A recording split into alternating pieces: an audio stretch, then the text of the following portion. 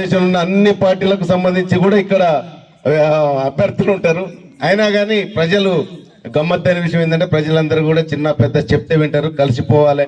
సరే ఎలక్షన్స్ అప్పుడు గొడవలు అనేది ఉంటాయి, మిగతా టైంలో అందరూ కూడా కలిసిమెలిసి ఉంటారు. మాకు ఇంకోటి ఏంటంటే ఇప్పుడు ఎస్ఐ గారు చెప్పిండు, మేము రక్షకులం, మాతో కలిసిమెలిసి ఉండాలంటే మేము కూడా మీ కుటుంబ సభ్యుల లెక్క మీరు భావించాలంటే మేము కూడా మిమ్మల్ని భావించాలి.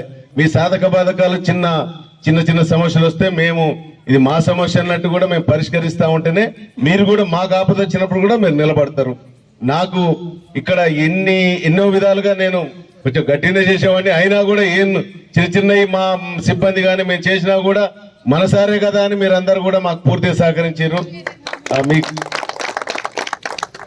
ఈ రోజు కూడా సార్ ఎక్కడికి పోతామని అడిగితే తిరుమలగిరి పోతావా ఆత్మకూరు పోతావా అన్నాడు. లేదు సార్ నేను తుంగతుర్తి పోతా అంటే సార్ నవ్వేండు, ఏంటంటే అంత మారుమూలకు ఉంది సీఏ పోతాను లేదంటే లేదు సార్ అక్కడికి ప్రజలు ఎన్నిసార్లు పోయినా నాకు ఇంకా తనివి తీరేది అన్నట్టు ఉంటా సార్.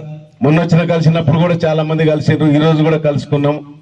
ముఖ్యంగా ఏంటంటే పోలీస్ ప్రజా భరోసా అనేది మీ సమస్యలు మేము తెలుసుకోవటం, మంచి పౌరులను గౌరవించటం, ముఖ్యంగా చట్టాన్ని చేతిలో తీసుకున్న వాళ్ళ పట్ల మేము కఠినంగా వ్యవహరిస్తాం.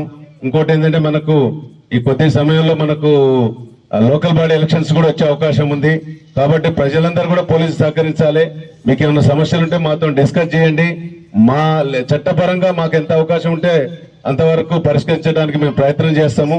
కానీ అట్లని చెప్పి చట్టాన్ని చేతిలో తీసుకొని మీరు ఇల్లీగల్ పనులకు యాక్టివిటీస్ కానీ రౌడీజానికి ఎవరైనా పడే ఆలోచన ఉంటే మాత్రం వాళ్ళ పట్ల కఠినంగా వ్యవహరిస్తాము. ఎవరిని కూడా చట్టాన్ని తీసుకుంటే వదిలిపెట్టే సమస్య లేదు. మాకేందంటే